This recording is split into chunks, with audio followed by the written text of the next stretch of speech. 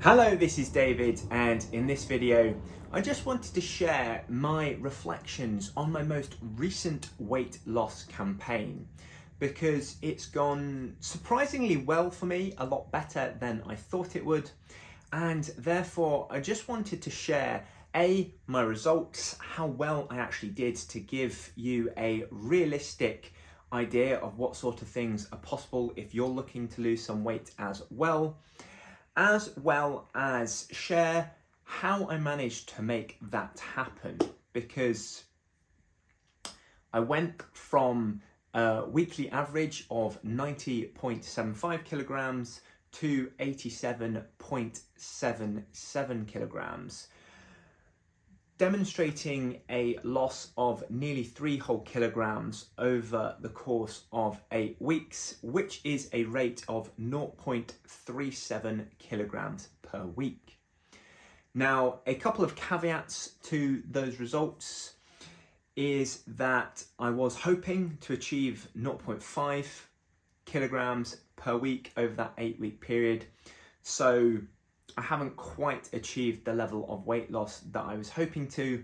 Nonetheless, it's still my most successful period of weight loss yet, where I've never quite achieved as high as 0.37 kilograms per week. I believe the best that I've done is 0.25 kilograms per week. So still quite an impressive increase there.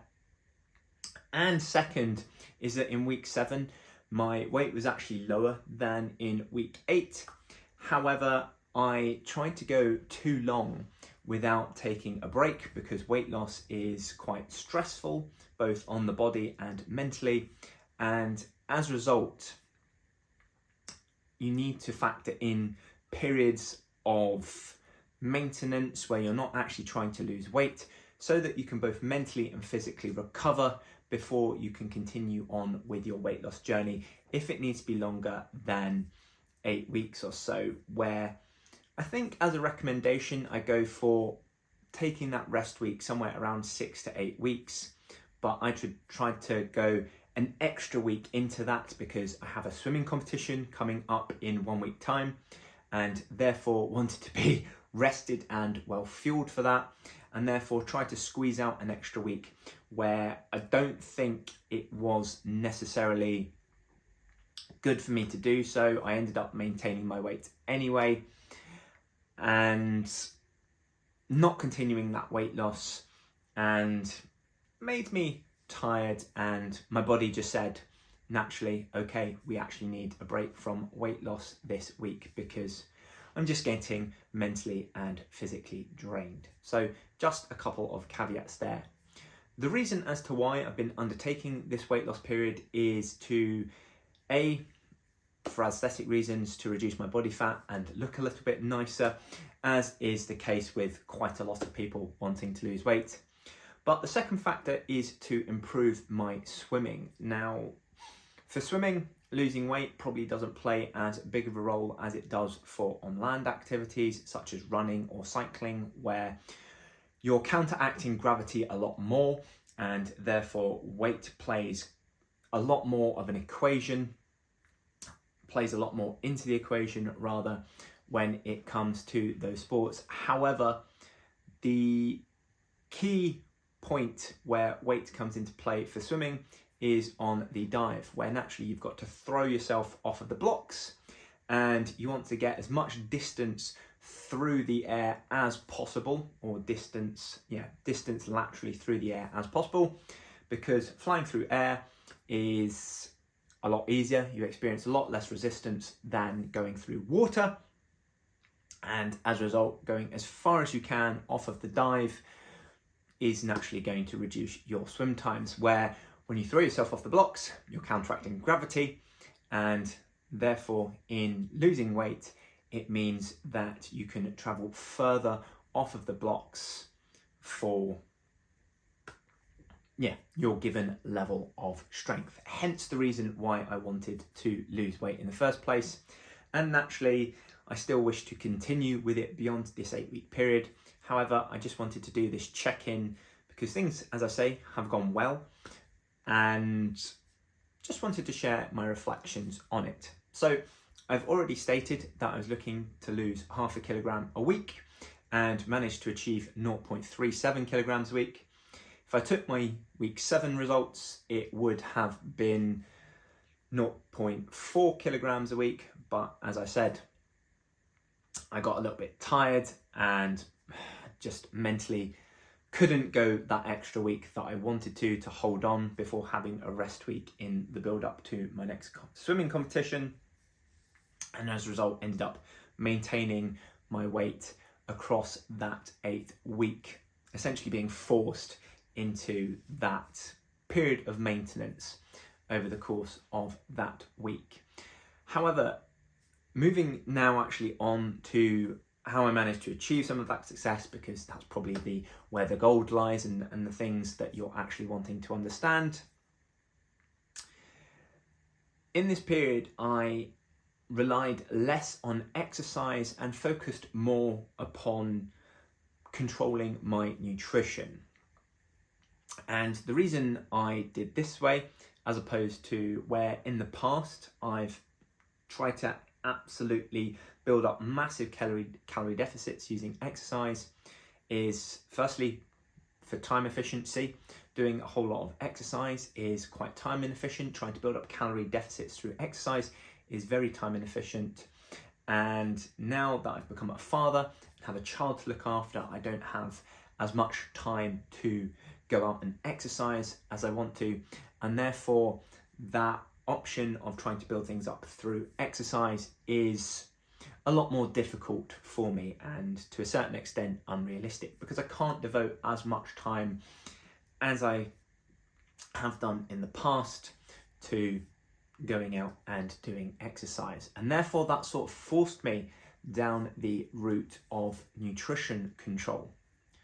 The second is that also going down that exercise route is a energy intensive process where it just fries your brain, your body a whole lot more, making it very difficult to sustain those high levels of exercise.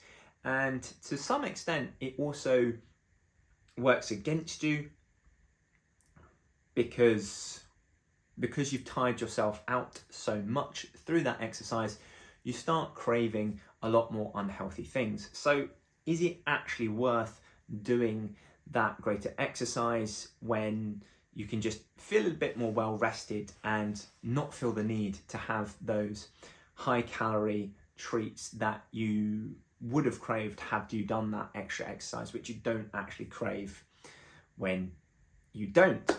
So ultimately, when it comes to the training I've done, I've focused solely on trying to improve my swimming, both in the pool and in the gym. I haven't done any additional training on top of that in order to fuel greater calorie deficits. As I say, that training has been solely focused on trying to improve as a swimmer and nothing more, where I've tried to create calorie deficits from controlling my nutrition. And this has actually worked well, because I was nowhere near as hungry as I thought I would be, where, as I said, doing a whole lot more exercise just makes you more hungry, and therefore why not just cancel the two out? You don't have to have as many calories because you haven't worn yourself out as much, and as a result it's just nicer not having to devote as much time, as much energy to that exercise. Yes, it may mean that you're not able to enjoy as many high calorie foods as you would have otherwise have done, but at the same time, I've just come to feel as though in not doing all that exercise, I don't need it. I don't feel the need for it. The cravings have gone, or they've certainly diminished just because I'm not doing as much exercise. So it's actually quite an interesting thing to note there. In exercising less, it may have actually worked in my favour, because I'm not pushing myself as hard, and therefore my energy demands are lower. I'm not pushing my body or myself mentally as hard, and therefore I'm not looking to recuperate that through food. and as a result, it's helped me to remain more disciplined nutritionally. However, I should state the amount of training that I have been doing just to give you a general flavour, because I have been exercising, I have been burning off calories through exercise, so should just give an idea of what that looks like. And so I've been doing 3 to 4 training sessions, swimming training sessions a week over the past 8 weeks or so, which burn off somewhere between typically 350 and 500 calories, depending on what I do in that training session, depending on how much sprint work I do, where there's lots of rest involved and therefore not burning off as many calories, versus a little bit more drill technique based work where the distance is a little bit higher. And then also 3 gym sessions a week where I burn off somewhere between 150 to 250 calories, again, depending on the exercises that I'm doing in the gym. So that's 6 to 7 training sessions in total, whereas previously I'd been doing 10 at my absolute peak on my last big weight loss campaign. And in some of those sessions I was burning off 6 to 1,000 calories, because in those swimming training sessions I was going not only for an hour but an hour and a half, and as a result we're just achieving a lot bigger numbers with regards to how many calories that I was burning off. So a significant reduction for me. However, I appreciate that for quite a lot of people, exercising 7 times a week is still quite a significant number. However, that being said, I still think I could lose the weight that I have done on even less exercise, being even more efficient. But because I want to get better as a swimmer, it naturally means that I have to put those training sessions in to improve as a swimmer, where you could probably reduce it down to 5 training sessions a week, maybe 3 gym, 2 cardio sessions, in order to achieve the same results. You might have to be a little bit more disciplined with eating, more still. However, I still think it's achievable. So what's made me more successful here is that I've aimed to burn off 500 to 700 calories on any given day, create a deficit of 500 to 700 calories, and just try to be consistent with that. In the past, I've tried to build up massive calorie deficits in an attempt to lose weight faster. However, as I said, that's just burned me out and has resulted in me bouncing back with eating a significant amount of food, which ultimately just undid all of the work that I had done in burning off those large amounts of calories. So in trying to be just a little bit more consistent but having small, I think over time it compounds, and you get compound interest because you find yourself not struggling as much with stress because the calorie deficit is nice and sustainable. So you're not feeling the need to indulge so much on the weekend or on other days because you've been working so hard. So I think that consistency is key in that regard. You have to be patient with weight loss, because trying to absolutely blast it just works against you, because although you might do incredibly well and heroically on one day, on other days you just feel so drained that you need to eat huge amounts of food, which ultimately just undoes all of that work that you've done. And therefore I think achieving that small but sustainable calorie deficit every day is the way to go. Which brings me on to my next point as to why I've been more successful than I have done in the past, and that is just simply avoiding disaster, avoiding those big binges. Now, I will caveat with saying that I have slipped on a few of the weekends where I've had social events where there's been plenty of food provided, and the willpower slips, shall we say, where I've eaten more than I really would have liked to or intended to on this weight loss campaign, which has negatively impacted me. However, on those occasions, I have still managed to put the brakes on at the point where I could sense myself losing a little bit more of that control. Where I may have had 2 plates at a buffet, I stopped there instead of moving on to a 3rd and 4th and beyond. So I really think the key to a sustainable weight loss campaign or a successful weight loss campaign is, first of all, trying to avoid disaster, trying to avoid those big bingy eats, as opposed to trying to put in those heroic calorie deficit days where you really starve yourself, because that consistency over time really builds up and ends up being a faster long-term weight loss strategy than trying to rush through it, losing willpower and then binging things massively. So to conclude, I lost 3 kilograms over a period of 8 weeks. I was hoping to lose 4 kilograms. However, in that final week, I needed a break. I needed to recover from the previous 8 weeks.